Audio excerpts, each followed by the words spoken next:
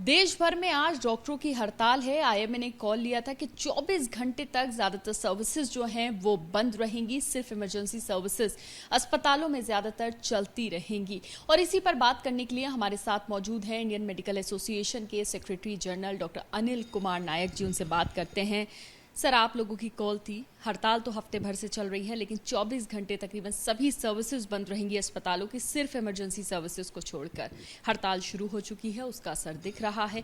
क्या मैसेज इस हड़ताल से आईएमए देना चाहता है? मैसेज ये कि जो लड़की पे अत्याचार हुआ है, रेप और मर्डर हुआ है, और बाद में 14 तारीख को जो शांति से पीस प्रोटेक्शन कर रहे थे, वो बच्चों पर 3000 के झुंड ने हमला कर दिया और सबूत मिटाने का काम किया, ऐसा न्यूज़पेपर में आ रहा है। तो हमारा ये है कि सबका ड्रॉ अटेंशन कि डॉक्टर लड़की थी और लड़की को प्रोटेक्शन देना, उनको सेफ जगह देना, वही हमारी डिमांड थी। तो कॉमन मैन जिनके माँ बाप के पास लड़की है, बहन है, बेटी है, वो लोग हमारे साथ जुड़े और ये मरने वाली बच्ची को, जिस पे अत्याचार है, उसको न्याय मिले, वही हमारा ध्यान है कि सबको जागरूक करे कि ऐसा कायदा आए कि बच्चियों की सुरक्षा बढ़े। आप महिलाओं की सुरक्षा के लिए आवाज उठा रहे हैं और जो हड़ताल है वो भी चल रही है। रेसिडेंट डॉक्टर्स में बहुत ज्यादा आक्रोश जो है इस वक्त देखा जा रहा है। सेंट्रल प्रोटेक्शन एक्ट की मांग लगातार स्वास्थ्य मंत्री से, स्वास्थ्य मंत्रालय से, सरकार से की जा रही है, रेसिडेंट डॉक्टर्स की तरफ से। और मुझे लगता है शायद उसी चीज को अब आप सब एसोसिएशंस जो है वो भी सपोर्ट कर रहे हैं। क्या लगता है क्यों बात नहीं बन पाई? आप लोगों का एक डेलीगेशन स्वास्थ्य मंत्री से मुलाकात करता है, उसके बाद रेसिडेंट डॉक्टर्स के 2-3 डेलीगेशंस मुलाकात करते हैं। क्यों अब तक बात नहीं बन पाई और कहां पर बात या सहमति जो है वो नहीं बन पा रही? हमने पिछले 3 साल से सेंट्रल प्रोटेक्शन एक्ट के लिए बात की है और हॉस्पिटल को सेफ जोन डिक्लेयर किया जाए। तो ये बात क्यों नहीं बन रही है तो गवर्नमेंट जाने, लेकिन हमने बहुत बार रिप्रेजेंट किया है, हमारी मांग भी है, लोकसभा में भी चर्चा हुई है। लेकिन गवर्नमेंट का अब इस बार पॉजिटिव है, उन्होंने बोला है कि हम कमेटी बनाएंगे, हम लोग इसके लिए काम करेंगे, क्योंकि हेल्थ एंड सिक्योरिटी ये स्टेट में भी आता है, नेशनल में भी आता है। सब 25 राज्यों में एक कानून बना है कि डॉक्टर और हॉस्पिटल एसोसिएशन को सेफ्टी दिया जाए, लेकिन सेंट्रल लॉ आएगा तो वो है इफेक्ट रहेगा। तो हम दोबारा श्री जेपी नड्डा जी को और माननीय प्रधानमंत्री को विनती करते हैं कि सेंट्रल प्रोटेक्शन एक्ट आ जाएगा तो बच्चियां और सभी डॉक्टर अपनी बिना भय के लोगों की सेवा कर सकेंगे। तो हमारी मांग है एक सेफ जोन डिक्लेयर किया जाए और सेंट्रल प्रोटेक्शन एक्ट आए तो बच्चे जो पढ़ रहे हैं, जो ट्रेनी हैं, एमडी एमएस कर रहे हैं, जूनियर डॉक्टर हैं, उनको सेफ्टी मिलेगी और सेफ्टी मिलेगी तो अच्छी तरह से वो काम कर सकेंगे। एक बार सुप्रीम कोर्ट ने भी कहा है कि डॉक्टरों पर प्रेशर होगा, भय होगा, डर होगा तो अच्छी से तरीके से सारवार नहीं कर सकेंगे। तो हम ये डर और भय निकालना चाहते हैं। सेफ्टी प्रोवाइड करो, we will do our duty.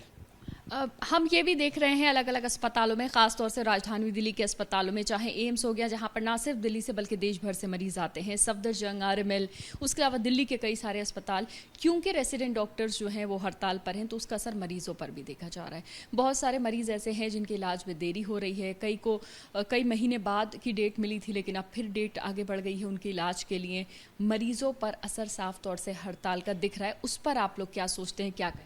ये सही बात है कि हमारी ये हड़ताल की और रेसिडेंट की हड़ताल की वजह से मरीजों को परेशानियां हो रही है, वो बेचारे दर दर भटक रहे हैं। लेकिन हम विनती करते हैं कि ये हमारा अकेला का प्रॉब्लम नहीं है, हमें बहुत कठोर दिल से निर्णय लेना पड़ा है कि हमें, क्योंकि हम सेफ नहीं होंगे। सीवियर इस बचने के लिए ढूंढ रहा है, जो सीवियर डॉक्टर को सीवियर बनाया जाता है, वॉरियर बताया जाता है, लेकिन वॉरियर की और सीवियर की खुद की सेफ्टी नहीं है। तो हम सेफ होंगे, हमारी सेफ्टी के लिए डिमांड है। तो आपको जो तकलीफ पड़ी उसके लिए हम क्षमा मांगते हैं और आपको हम विनती करते हैं कि थोड़े दिन की बात है, आप भी हमारी ओर से, आप भी गवर्नमेंट को और रिक्वेस्ट करो कि कानून आ जाए और कानून आने के बाद हम सेफ फील करेंगे और हम आपकी जो सेवा करनी है, अपनी ट्रीटमेंट करनी है, वो दोबारा पहले जैसी थी वैसी हो जाएगी, इतनी हम गारंटी देते हैं। और जिन मरीजों को, उनके जो रिलेटिव उनको तकलीफ पड़ी, उसके बदल हम आईएमए और रेसिडेंट डॉक्टर की ओर से क्षमा चाहते हैं। सर मैं एक चीज़ ये भी जानना चाहती हूँ कि क्या आईएमए जो है संपर्क में है रेसिडेंट डॉक्टर्स और बाकी एसोसिएशन के? रेसिडेंट डॉक्टर वो हमारे हाथ और पैर हैं, वो यंग है, वो डायरेक्टली इफेक्टेड है, उनको 24 घंटे 36 घंटे वहाँ ड्यूटी करनी है, तो वो तो खुद का प्रोटेक्शन, हम गार्डियन हैं, हम उनके गार्डियन हैं, तो हमें उनके साथ है, उनकी जो डिमांड है हम उनको सपोर्ट करेंगे और जब भी उनको ज़रूरत पड़ेगी तो हम दोबारा उनके साथ खड़े रहेंगे, खड़े हैं, खड़े रहेंगे। मुझे ये बताइए सर कि कल भी डेलीगेशन जो है स्वास्थ्य मंत्रालय की टीम से मुलाकात हुई है और उसके बाद सब डॉक्टर्स में ये मैसेज कन्वे किया जाए कि आखिर कल क्या मीटिंग में बात हुई है, ये भी डॉक्टर्स की तरफ से कहा गया कि अभी हम मैसेज कन्वे करेंगे, सबसे बातचीत करेंगे, फिर एक डिसीजन पे पहुंचेंगे। कल से लेकर अब तक क्या डेवलपमेंट है, क्या कुछ बातचीत आप लोगों के बीच अभी चल रही है? अभी तक हमारे साथ ऐसा कोई कम्युनिकेशन गवर्नमेंट की ओर से नहीं आया है, लेकिन जो बात की है पहले भी किया था, आज भी कर रहे हैं कि ये इसके लिए हमें दोबारा बुला जाए, हम चर्चा करने के लिए तैयार है। आप लीगल एक्सपर्ट का ओपिनियन लीजिए, सब कोई करे और हमें ये कानून लाके सेफ्टी दे दीजिए, क्योंकि आज मेडिकल की सीटें जो पहले 60,000 थी आज 1 लाख से ऊपर हो गई है और मोदी साहब ने लाल किले से बोला कि 75,000 मोर सीट्स बनाएंगे। तो जितने डॉक्टर बढ़ रहे हैं तो सेफ्टी चाहिए। और आपको जानकर खुशी होगी, बेटी बचाओ बेटी पढ़ाओ का नारा था, आज बेटियां 60% मेडिकल में आ रही है और वो सेफ नहीं होगी। वो बेटी को बचाई पढ़ाई, लेकिन ऐसी बच्ची को हम बचा नहीं पाए क्योंकि सेफ्टी नहीं दी। तो हम सेफ्टी मांगे, no safety no duty, no security no duty. हमारी एक ही डिमांड है कि सेफ्टी और सिक्योरिटी दो, बाकी हम काम करने के लिए तैयार है। और बाकी हमारे साथ जो जुड़ी हुई है नर्सिंग, उसमें 80% महिलाएं हैं, फिजियोथेरेपी में मोर देन 60% महिलाएं, डेंटिस्ट मोर देन 50% महिलाएं हैं। तो सभी महिलाएं मेडिकल में ज़्यादा है और उनको सेफ्टी और सिक्योरिटी नहीं मिलेगी तो वैसे कैसे काम करेगी। कल ये हड़ताल सुबह 6 बजे ख़त्म हो जाएगी, जो आप लोगों की तरफ से सारी सर्विसेज बंद करने के लिए कॉल लिया गया है, उसके बाद क्या आगे का एक्शन प्लान? आगे हम गवर्नमेंट से डायरेक्ट कम्युनिकेशन करते रहेंगे, हमारी मांगे जारी रहेगी, हम कंटिन्यूस रिपोर्ट करते रहेंगे। स्ट्राइक जैसा बड़ा हथियार हम नहीं उठाएंगे, जल्दी से जल्दी हम उनके साथ डायरेक्ट कम्युनिकेशन में और नेगोशिएशन में करते रहेंगे। हम पॉलिटिकल प्रेशर भी लाएंगे, सब एमपीओ को मिलेंगे, सब एमएलए को मिलेंगे और सभी पार्टी को हम सेंसिटाइज करेंगे कि ये कानून आएगा तो सबके लिए अच्छा है। तो हमारा जो कम्युनिकेशन सब एमपी को मिलने का, एमएलए को मिलने का, मिनिस्टर को मिलने का, वो चालू रहेगा। यानी कि आईएमए दोबारा स्ट्राइक का कॉल जल्दी नहीं लेगा, लेकिन रेसिडेंट डॉक्टर्स की तरफ से चलती है। रेसिडेंट डॉक्टर की स्ट्राइक वो डिसीजन वो लेते हैं, क्योंकि हमने उन पे छोड़ दिया है कि आपको क्या करना है।